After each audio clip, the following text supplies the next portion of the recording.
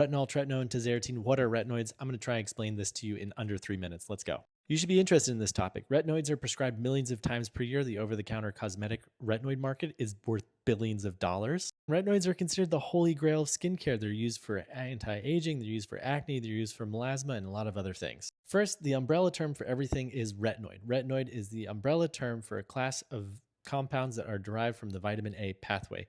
Retinol, tretinoin, tazarotene, they're all retinoids. You will sometimes hear people call the over-the-counter retinoids retinols and the prescription retinoids retinoids, but you now know that is not true. I've even made that mistake. But it's more of a colloquialism. That's just how we speak. It's not necessarily not true. It's just how we speak. Now let's break it down so you understand the vitamin A pathway. You consume vitamin A, it's converted to retinol esters and retinol. That is going through your bloodstream and hits your target cells. It is then converted from retinol to retinaldehyde to retinoic acid. Retinoic acid is the active form. It binds retinoic acid receptors and gets the downstream effects we think of. Tretinoin is retinoic acid.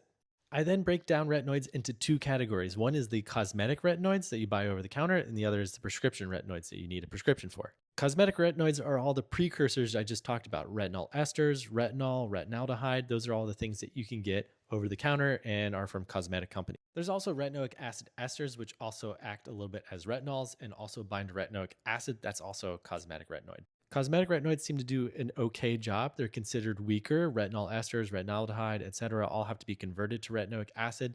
The further back in the pathway, so retinol esters and retinols, the weaker and gentler they are, the closer to the retinoic acid retinaldehydes, the stronger they are. Big caveat is these are created by the cosmetic companies, so it is on the onus of them to do the research and to prove that it works. A lot of companies do a great job. Some companies don't do as great of a job. We then get into prescription retinoids, and we have different generations. Basically, we took tretinoin, retinoic acid, and we tried to modify it so it's a little selective towards certain receptors, perhaps a little bit safer, perhaps a little bit more stable. And that's how we get different generations. First generation is tretinoin. Second generation you don't care about because that's only oral. Third generation, we have adapalene and tazarotene, which are fantastic. And then you have fourth generation, which is trifarotene, which is a little bit newer.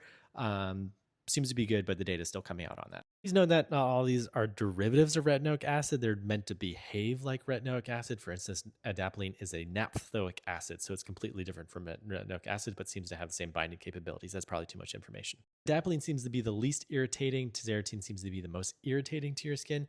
Adapalene is considered the weakest, although some studies have shown that it has a similar efficacy to mid-strength tretinoin, so I'm not too worried about it. Some studies have shown that tazarotene seems to be the strongest, but any retinoid is better than no retinoid. Don't worry about it too much. Retinoids can cause irritation, but with consistent use, they can work really well. It takes about 2 to 3 months to really start seeing that improvement. That was a lot to talk about, but hopefully it was helpful. Please like, comment, follow for more. Have a good day. Bye-bye. Oh, and don't forget to slap cheeks.